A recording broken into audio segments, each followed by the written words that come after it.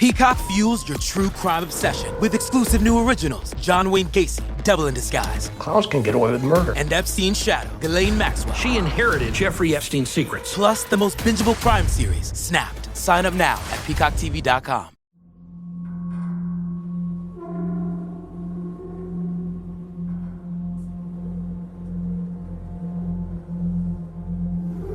The greatest acts in all the world are not on a Broadway stage. The greatest acts are not on a screen in Hollywood. The greatest acts are in churches, where we pretend to have it together better than we do. Now, please don't take that as a criticism, because I've been guilty of the act on occasion. Trigger warning. This podcast contains descriptions of various abusive situations. Listener discretion is advised. You are listening to the Preacher Boys Podcast, a podcast shedding light on decades of mental, physical, and sexual abuse within the independent fundamental Baptist movement. The testimonies shared on this podcast are told from the personal experience and perspective of the survivors. Not all legal outcomes are known or final. Any suspect is presumed innocent until proven guilty in the court of law. To find more information about the Preacher Boys podcast and upcoming documentary, visit preacherboysdoc.com or connect on Facebook, Instagram, or Twitter with the handle @preacherboysdoc. Now, here is your host, Eric Skwarczynski. It doesn't take much digging into abuse cases within the independent fundamental Baptist movement before you stumble across the name David Gibbs Jr. Gibbs is the founder of the Christian Law Association, which he started in 1969. One night in prayer, my wife and I, having our devotions together, she asked me a question that changed my entire life. I was working for a law firm, and she said, "Do you think God could give you a ministry as a lawyer?" According to the Christian Law Association website, christianlaw.org, the CLA receives in excess of 100,000 phone calls annually, not counting the thousands of pieces of correspondence from those who are in some way facing legal difficulties for doing what the Bible commands. These cases involve Christians being arrested for witnessing to others in public school students being told they do not have the right to read their Bibles at school, churches being excluded from communities, Christians being fired for sharing their faith at work, and thousands of other shocking assaults on our precious religious freedoms. The Christian Law Association exists to preserve Christian liberty for your children and grandchildren. While the Christian Law Association has been involved in many cases like these, purely defending religious liberty, they've also been connected with some of the most notorious scandals within the independent fundamental Baptist movement. Wherever a case of abuse can be found within the IFB, David Gibbs Jr. is always there with a tear in his eye and lump in his throat, not far behind. Many who've left the IFB have not so jokingly referred to him as the Fixer, perhaps first by Darrell Dow of the now inactive Stuff Fundies like. Gibbs' most long-lasting and most notorious friendship was with one of the biggest names in fundamentalist history, Jack Hyles, the pastor of First Baptist Church of Hammond, Indiana. He's a man whose life has been touched and empowered by the Holy Spirit. He's a man that has stood with character and integrity that is unreproachable. He's a man that's been an example to every preacher in America. It's no wonder Gibbs was so loyal to Hyles. Cindy Hyles Scott, the daughter of Jack Hyles and ex-wife of Jack Scott, writes about the relationship in her father's biography, The Fundamental Man. Cindy writes, "At pastor school in 1978, a struggling organization called the Christian Law Association was brought before the nation. Over 9,000 pastor school delegates and local church members met in the Chicago amphitheater. As Dad, Jack Hyles, remembers, over $35,000 a month was raised to support David Gibbs and those who worked with him in the Christian Law Association. $35,000 a month is a great way to earn yourself a loyal friend." Gibbs vigorously defended Hyles and partnering ministries publicly for many years in the face of massive controversy. One such controversy is also noted in The Fundamental Man. Cindy Hyles Scott writes, "Where there are mountaintops, there will always be valleys. Just a few weeks after the second victory of Pentecost, the bus ministries of fundamental churches all across our nation were slandered in the press. Attorney David Gibbs and his Christian Law Association were a great help as Dr. Hyles spearheaded a defense for the bus ministry. several preachers met with David Gibbs and Jack Hyles at a Chicago hotel conference room. These men placed a full-page ad in the USA Today newspaper defending fundamentalism and the bus ministry. A national news conference was held at the Hyatt Regency O'Hare in Chicago. Over 1,300 preachers flew in for this one-day meeting to show their support. Of course, we were all thankful for those who defended the bus ministry.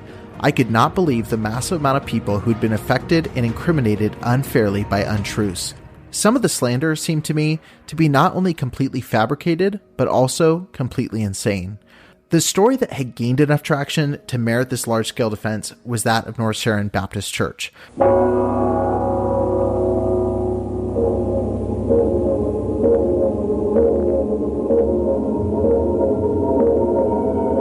would call us in one by one and touch us. He is Mark Fuller, a soul winner in the bus ministry of North Sharon Baptist Church, southwest of Ann Arbor. Fuller's been in jail since late last year on charges he molested young children who had been brought to the church aboard his bus. At a court hearing earlier this year, 10-year-old JJ told how Fuller took him and several other little boys on a church camping trip. JJ and another youngster testified Fuller led them in group masturbation sessions and later ordered them into his tent one at a time to be sodomized or perform oral sex. He would tell me to go out of the tent and then he would call somebody else in. 9-year-old Mike testified about the pain of being sodomized by Fuller, the church bus driver. I told him it hurt and for him to quit. Did he? Yeah. When Fuller was arrested, detectives confiscated his Bible, which was autographed by controversial preacher Jack Hyles. The article reads as follows. Church evangelizers preyed on low-income kids. Men from a rural Baptist church known for its aggressive evangelizing of children are suspected of molesting as many as 22 boys and girls. The associate pastor, volunteer bus driver, and a third church member are believed to have fondled some and raped others, ranging in age from 3 to 10 on church buses and property. Charges involving 10 victims were brought against associate pastor Timothy Lee Leonard, 32, of North Sharon Baptist Church near Grass Lake, and volunteer Sunday school bus driver, church deacon Mark Fuller. 3 other church members are being investigated. The subjects went to low-income housing projects or trailer parks in 4 counties, telling parents that they would take the children to church and teach them about God. According to Detective Robert Fitzpatrick, Jackson Company men would walk up to children in their yards, coaxing them with treats to come to weekend services or summer Bible school. Leonard was relieved of church duties involving children in August after police started investigating him when a doctor reported suspected abuse in a child with a sexual disease. He also worked as an instructor and gym teacher in North Sharon Christian School, enrolling about 65 students. Gail Ganger, who lives 5 houses from the church, organized a Sunday morning picket after learning that the church secretary knew about the allegations, yet still recommended Leonard as a babysitter for her children. He and his wife Nadine had babysat for her 3 children 7 times since October 1st. About 24 protesters carried signs saying, "Close it down." The church knew about the allegations of child molesting, but nobody told me about it. This church should not be able to carry on business as usual, she said. What a wonderful thing it is to be a part of a church where adversity happens. Bill Weininger, senior pastor. In January, Leonard was released after 72 days in jail after 10 charges were dropped over the objections of the DA by Washington County District Judge Thomas Shea, saying victims were either too young to testify or could not pinpoint the time of their assaults. Leonard still faces 2 second-degree criminal sexual conduct charges. Although he resigned from the church funds are being used to help support his family and pay his legal expenses. The pastor said if he is acquitted, I'm sure he would be welcomed back with open arms. This was reported in the Detroit Free Press on November 12, 1992. The meeting in that Hyatt conference room contained speeches from some of the loudest voices within fundamentalism of the day. People like Bob Gray, Jack Hyles, and others voiced their support of North Sharon Baptist Church. They all spoke about the dangers of false allegations and the value of bus ministries. Streaming only on Peacock. John Wayne Gacy is suspected of having killed as many as 32. Straight from the killer's mouth. They want you to believe that I alone committed these murders. The new gripping 6-part documentary series that investigates the crimes that shocked the nation. The thing everybody thought they knew wasn't the whole story. John Wayne Gacy, Devil in Disguise. All episodes streaming now. Devil in Disguise. Only on Peacock. One of the men that has stood valiantly and with distinction in recent days for the integrity of the bus ministry is Pastor Weiniger from Grass Lake, Michigan. I want two things clearly understood.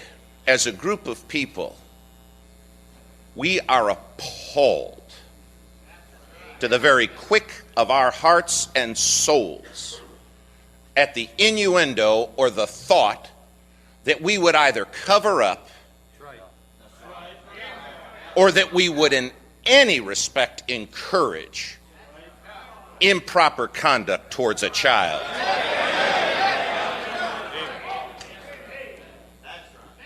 Our churches cooperate with the authorities.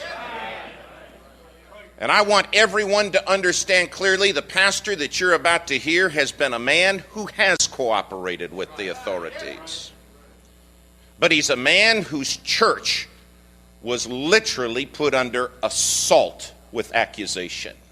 Pastor Weiniger would eventually go on to pen a book called A Church Falsely Accused. In spite of all of this, Weiniger would eventually resign from his position at Kingsway Baptist Church over 20 years later, when allegations resurfaced that he himself had sexually abused children in Michigan 20 years ago. He's still never been charged for those crimes. He was arrested in 2014 for charges of having inappropriate sexual conduct with a member of a staff at the church and school. 3 counts accused him of having unwanted physical contact with the woman, grabbing and hugging her. The 4th charge was that he had made physical contact of an insulting and provoking nature when he pressed against her with a part of his body that was aroused. The events detailed in the accusation are alleged to have happened between August 2012 and February 2013. As for Mark Fuller, he's still a missionary today outside of the country.